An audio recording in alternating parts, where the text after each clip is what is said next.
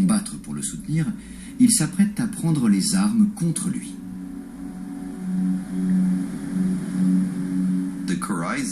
Les Quraïza se trouvaient dans Médine, avec Mahomet et les musulmans, avec qui ils avaient signé un pacte.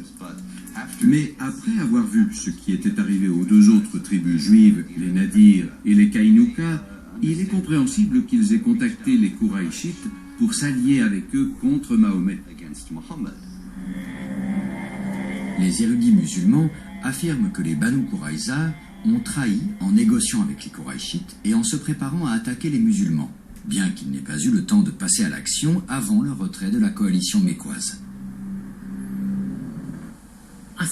D'après moi, les Banu Quraïza se sont probablement alliés avec les Quraïchites. Ça aurait été tout à fait naturel. Les Juifs cherchent toujours des alliés. Dans la diaspora, l'un des piliers de la politique juive a toujours été de nouer des relations d'amitié, partout, et avec le plus de monde possible. Par conséquent, ça aurait été tout à fait naturel de leur part. Si leur complot avait réussi, les Quraïchites seraient entrés dans Médine et auraient massacré Mahomet et tous ses fidèles. Sa tentative d'instaurer une nouvelle religion aurait été brisée dans l'œuf. Sa réaction à cette dernière trahison va le pousser à l'acte le plus controversé de toute sa vie. Il ordonne à ses troupes de cerner le village. Les Juifs résistent durant 25 jours avant de se rendre. Le prophète fait face à un dilemme. S'il les laisse partir librement, rien ne les empêchera de rejoindre les Quraïchites à la Mecque pour les aider à l'écraser. Plutôt que de prendre la décision lui-même, il accepte qu'un arbitre indépendant soit nommé. Les chefs de la tribu juive pourront choisir un juge respecté pour prononcer les verdicts. À sa troisième rencontre avec eux, il leur a demandé s'ils acceptaient d'être jugés par un tiers. Puis, il a fait venir Saad ibn Mu'ad pour décider de leur sort. Celui-ci a conclu que les hommes devaient être tués. Mais avant, le prophète avait dit qu'il ne s'en mêlerait pas personnellement. Nous devons reconnaître deux choses. Premièrement, des hommes ont bien été tués. Et deuxièmement, n'oublions pas qu'il les avait épargnés 2 fois auparavant. Cette fois, la coupe était pleine et il a dit « Vous continuez à nous attaquer alors que nous vous avons sauvé la vie. Vous êtes des traîtres. » C'est le premier holocauste de Juifs. Comment un prophète peut-il ordonner de massacrer 800 hommes, même s'ils ont essayé de le tuer?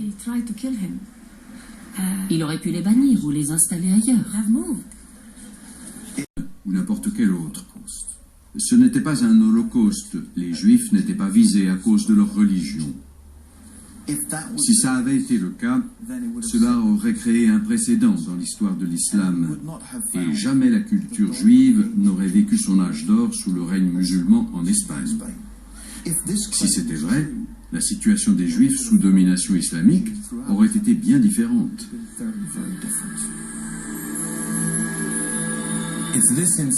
Plus que tout autre, c'est cet incident qui a conduit de nombreux critiques à taxer Mahomet de tyran assoiffé de sang, prêt à user de tous les moyens pour asseoir son pouvoir.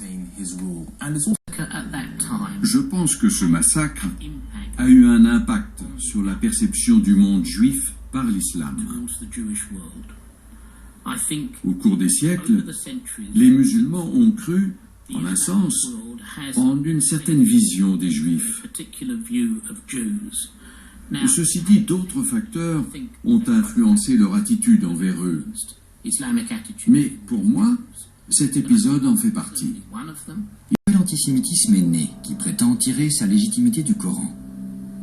Ces violentes diatribes sont insupportables pour la plupart des musulmans et des non-musulmans. أيا يهود ألا لعنة الله عليكم أيا يهود اللهم أنزل عليهم سخطك ورجزك وعذابك. Ceux qui utilisent certains événements historiques pour prendre position contre les Juifs, pour la seule raison qu'ils sont Juifs, ne respectent pas la tradition islamique. C'est inacceptable, c'est du racisme, c'est de l'antisémitisme et c'est contre notre religion. On ne peut pas dire en même temps al-Kitab, ce sont les gens du livre, ils suivent la tradition monothéiste, et lancer des imprécations racistes contre eux. Quand le prophète est arrivé à Médine, et c'est très important pour nous, quand il a fondé la société islamique et édicté ses lois, il a parlé d'une Umma Islamiyya, d'une communauté, et il a dit Ummin al-Madina, ils appartiennent à notre Umma. Qui? Les Juifs et les chrétiens. Alors, comment se fait-il qu'il ait dit ça et que nous entendions aujourd'hui ces déclarations totalement inacceptables du point de vue de l'islam? C'est confondre les actes d'un État ou d'un gouvernement, comme ce qui se passe au Moyen-Orient, avec ce que sont les Juifs. Les Juifs sont nos frères et nos sœurs dans la foi et l'humanité. Le sort des tribus juives de Médine hante encore nos mémoires.